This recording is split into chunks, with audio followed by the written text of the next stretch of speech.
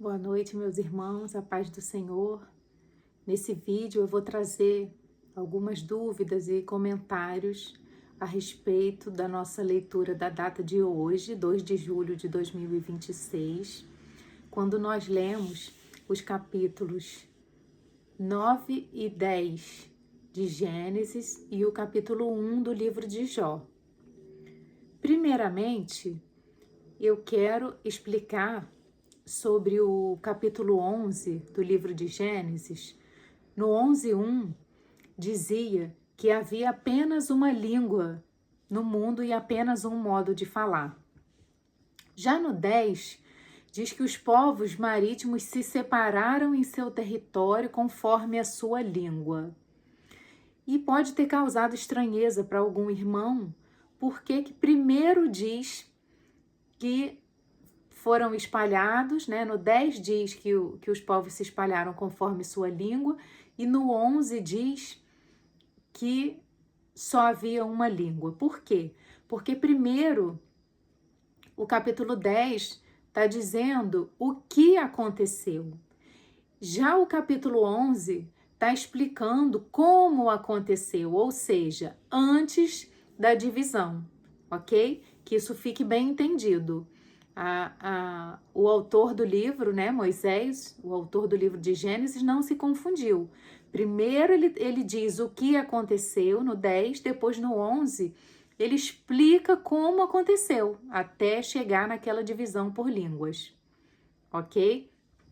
O segundo comentário que eu quero trazer é, na verdade, uma explicação para os irmãos por que a gente está lendo o livro de Gênesis juntamente com o livro de Jó, que na nossa Bíblia, pela ordem da organização dos livros, o livro de Jó está mais na frente, né?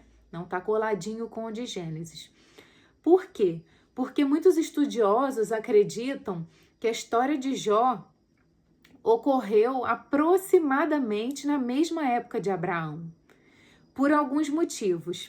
Primeiro, porque Jó vive muitos anos, assim como os patriarcas mencionados no livro de Gênesis. Segundo, porque no livro de Jó, a riqueza é medida pela quantidade do rebanho e pela quantidade de servos que a pessoa tem, assim como no livro de Gênesis. Também porque o livro de Jó diz que ele oferecia sacrifícios pelos filhos. E isso nos demonstra que não existiam templo e nem sacerdotes, assim como no livro de Gênesis.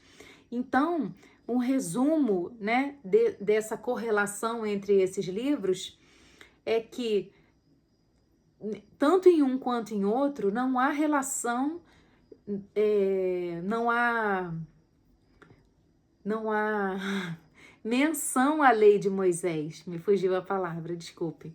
Então, não há menção à lei de Moisés, ou seja, ainda não havia a lei de Moisés nesse período, né? O que sugere que ambos os fatos aconteceram antes da formação da nação de Israel, ou seja, antes da entrega da lei, antes de Deus entregar a lei para Moisés. Por isso que nós estamos lendo juntos, ok? E como nós estamos fazendo um estudo bíblico, não é apenas uma leitura, eu formulei o nosso plano de leitura de modo que a gente integre as histórias para que tudo seja encaixado no nosso raciocínio, no raciocínio do nosso estudo, ok?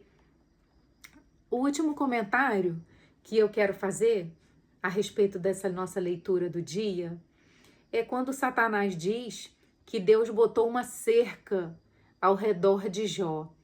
Isso dá a entender que Jó era protegido por Deus, mas também pode nos dar a entender que, como tudo na vida de Jó ia muito bem, ele não tinha outra opção a não ser acreditar em Deus, a não ser ter fé em Deus, porque a vida dele estava muito boa, ele era próspero, tinha uma família grande, muitos filhos, mas Deus deixou Satanás tocar na vida de Jó exatamente para mostrar para ele aquela mesma questão que nós conversamos a respeito da árvore do bem e do mal, que Jó tinha sim livre-arbítrio, ele tinha escolha entre Deus e entre Satanás, mas Deus conhecia o coração de Jó, assim como conhece o meu e o seu. Por isso Deus permitiu que Satanás tocasse na vida dele, primeiramente para reafirmar o livre-arbítrio que ele dá para os seus filhos. Nós não escolhemos o Senhor pelo que nós temos, pelas bênçãos que recebemos. Nós escolhemos o Senhor de coração. E Deus, por conhecer o coração de Jó, permitiu que acontecesse tudo o que a gente sabe, né? Que vai acontecer nas nossas próximas leituras do livro de Jó, mas nós já sabemos a história. E tudo isso aconteceu para que hoje nós tivéssemos esse testemunho de fé de Jó e esse testemunho pudesse edificar a nossa vida. Amém? Espero que os irmãos tenham gostado dos esclarecimentos, espero ter acrescentado no estudo de vocês. Deus abençoe e fiquem com Ele.